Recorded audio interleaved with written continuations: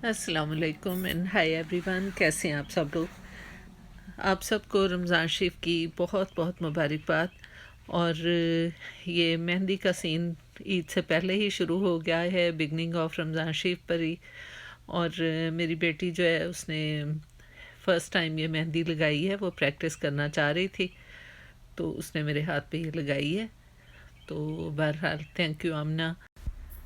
हमारी लोकल मसाजिद में चाँद जो है वो अनाउंस नहीं हुआ रमज़ान शरीफ का, तो हमारा ट्यूसडे से पहला रोज़ा होगा। बहरहाल पाकिस्तान में या जिन इलाकों में लोगों ने मंडे से स्टार्ट किया है या जिनका रमज़ान शरीफ स्टार्ट हो चुका है, सबको रमज़ान शरीफ की बहुत मुबारकबाद।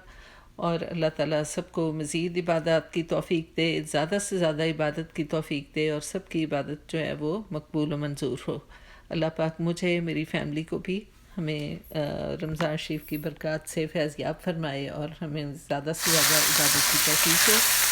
और बस ये बेसिकली मैं कोई बहुत ज़्यादा लंबी चौड़ी प्रेपरेशन नहीं कर रही, क्योंकि बहुत ज़्यादा बासी फूड या पुरानी फूड मुझे पसंद नहीं है। मैं घर पे ही होती हूँ, तो इसलिए फिर मुझे ताज़ा खाना ही रोज़ का रोज़ कुक करना अच्छा लगता है। लेकिन बहरहाल इबादत का भी टाइम निकालना ज़रूरी होता है, और इसलिए जो चीज़ें, कुछ चीज़ें होती हैं जो हम लाजमी तौर पे कुछ ना कुछ तैयार करते हैं ताकि स्टार्ट ऑफ द रमज़ान शरीफ जो है ना वो थोड़ा सा इजी और स्मूथ हो। तो उसके लिए मैंने ये कुछ मसाले पीस लिए थे, और इसके अलावा ये रोल्स बना रही हूँ। कुछ वेजिटेबल तैयार कर दी थी, यानी प्रिपेयर कर ली थी ताकि जब ज़रूरत पड़े तो हम उनको रेडी टू कुक वाला हिसाब उनका है। तो बहरहाल ये मैंने चिकन थोड़ा सा सॉटे करके उसमें 5 स्पाइस पाउडर डाला था, थोड़ा सा सोया सॉस डाला था, सॉल्ट एंड पेपर, थोड़ा सा हॉट सॉस, ये सब चीज़ें कीमा और वेजिटेबल सॉटे करके उनके अंदर मिक्स की हैं। ये रोल्स के लिए, स्प्रिंग रोल्स के लिए जो मैं रैप यूज़ कर रही हूँ, ये वेजिटेरियन है, वेजिटेबल बेस्ड हैं, सोयाबीन से ये बने हुए हैं। और इसमें और भी इंग्रेडिएंट हैं जो कि वेजिटेबल बेस्ड ही हैं। और दूसरे रैप्स भी मैं यूज़ करती हूँ जो इसके अलावा मिलते हैं वॉलमार्ट वगैरह पे, लेकिन वो जो हैं ये वाले उनसे डिफरेंट हैं। और इसमें बस फ़र्क सिर्फ इतना सा है कि ये थोड़े से लेस क्रिस्पी हैं। क्रिस्पी तो बहुत हैं, लेकिन ये है कि इनको अगर उसी वक्त फ्राई होने के फ़ौरन बाद खा लिया जाए फिर तो बहुत अच्छे हैं। लेकिन अगर आधा घंटा भी पड़े रहेंगे या 15-20 मिनट्स भी, तो थोड़े से ये हल्के से सॉफ्ट होने लगते हैं। तो बहरहाल ये मुझे इनकी निस्बत वो रेगुलर वाले ज़्यादा पसंद आए। हालांकि मेरा ख़्याल था कि शायद कोई ख़ास डिफरेंस नहीं होगा। बहरहाल अपनी अपनी पसंद होती है, जैसे जिसको जो अवेलेबल हो, बस हलाल होना चाहिए। क्योंकि इबादत का मामला है, वैसे तो सारा साल ही इन चीज़ों का ख्याल रखना चाहिए और सारा साल ही इबादत होती है, लेकिन रमज़ान शरीफ की इबादत बहुत ख़ास होती हैं, सबको पता है इस चीज़ का। और हराम का एक नवाला जो है वो 40 दिन की दुआ तक कबूल नहीं होती। अगर दुआ कबूल नहीं तो फिर इबादत कहाँ से कबूल होंगी। बहरहाल इन सब चीज़ों का ख्याल रखना चाहिए। और ख़ास तौर पे हम लोग जो पाकिस्तान से बाहर रहते हैं, तो इन मुल्कों में बहुत ज़्यादा इस चीज़ की एहतियात करनी पड़ती है। और वैसे अल्लाह का शुक्र है कि इन मुल्कों में इंग्रेडिएंट्स जो हैं वो डिटेल बता दी जाती है पैकेट्स में, और बहुत ज़्यादा ऑनेस्टी के साथ सब कुछ एक्सप्लेन किया जाता है। इसलिए कुछ इतना मुश्किल नहीं है कि इंसान किसी भी चीज़ के इंग्रेडिएंट्स चेक ना करे और बदएहतियाती से काम ले और सारी इबादत, सारे अमाल अकारत जाएँ। और सिर्फ इबादत ही की बात नहीं है, बल्कि इस चीज़ को, जिस चीज़ को अल्लाह ताला ने मना फरमाया है, अगर हम उस चीज़ की परवाह नहीं करेंगे तो ज़ाहिर है कि उसकी सज़ा भी मिलेगी इस चीज़ की, दुनिया में भी और आखिरत में भी। तो अल्लाह ताला सबको राह हिदायत पे कायम रखे और सबको रिज़्क़ हलाल खाने की तौफ़ीक अता फ़रमाए। और सिर्फ इंग्रेडिएंट्स की हद तक नहीं, बल्कि जो कमाई हो, जो रोज़ी हो, वो भी हलाल ज़राए से आनी चाहिए। तो लीजिए, हमारे थोड़े से रोल्स तैयार हो गए हैं। वैसे मैंने इसके अलावा भी तैयार करके कुछ फ्रीज़ किए थे, और ये थोड़े से मैं फ्राई कर रही हूँ ताकि सिर्फ देखने के लिए कि चूँकि मैं नई किस्म के रैप्स यूज़ कर रही थी कि कैसे ये बनते हैं। और बहरहाल बहुत अच्छे मज़े के बने थे और फ़ौरन ही खा लिए गए थे, इसलिए क्रिस्पी भी थे, लेकिन जो थोड़े से पड़े रह गए थे वो मुझे फ़ील हुआ कि शायद उतने ज़्यादा क्रिस्पी नहीं जितने बिगनिंग में थे।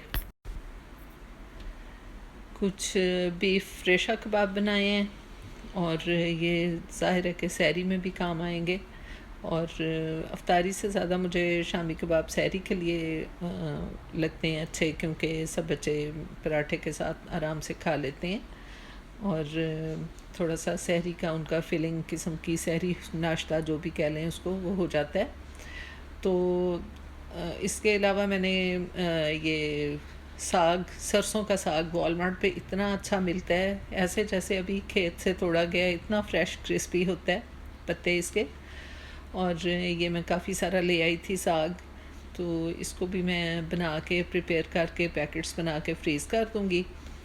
और बाकी ये कि सिर्फ तड़का इसका रह जाएगा, वो जब जितनी ज़रूरत होगी उस हिसाब से एक एक पैकेट निकाल के उसको फ्रेश तड़का लगा के यूज़ हो जाएगा। तो बाकी मैंने इसको फुली कुक कर लिया था, इसमें स्पिनच भी ऐड की थी।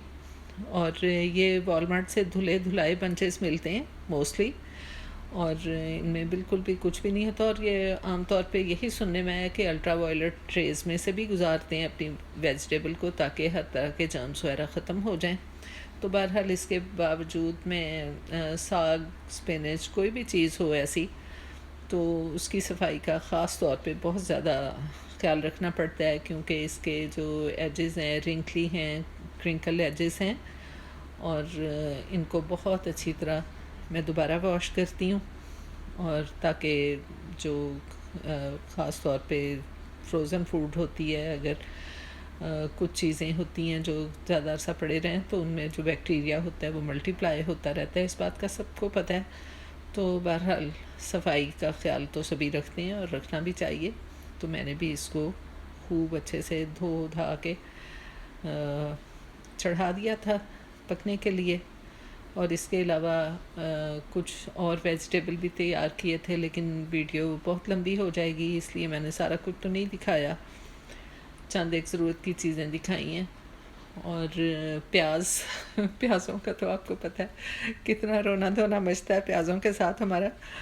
तो बहरहाल वो भी कुछ तैयार करके कुछ पैकेट्स रख लिए हैं, ताकि सहरी अफ्तारी के टाइमिंग्स ऐसी होती हैं कि बाज़ का अचानक किसी भी चीज़ की ज़रूरत पड़ जाती है, तो चलो कुछ चीज़ें फ्रीज़र में तैयार मिल जाएं।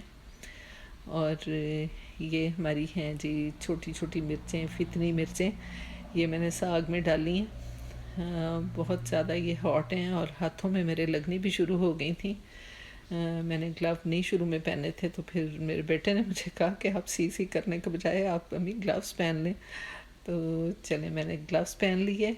और ये मिर्चें बहुत छोटी छोटी हैं, इसलिए मैं इनको ऐसे ही साबित डाल दूँगी। और वैसे भी आपको पता है कि साग में सब कुछ जो है वो आखिर में हम इसको पीस लेंगे बिल्कुल। और आपने अगर मुझे अभी तक सब्सक्राइब नहीं किया तो please like, share, comment and subscribe. And thank you so much for watching this video. मिलती हूँ आपसे नेक्स्ट टाइम एक नए व्लॉग के साथ। मुझे अपनी रमज़ान शरीफ की ख़ास दुआओं में याद रखें। इजाज़त दीजिए, मिलते हैं दोबारा। अल्लाह हाफिज़।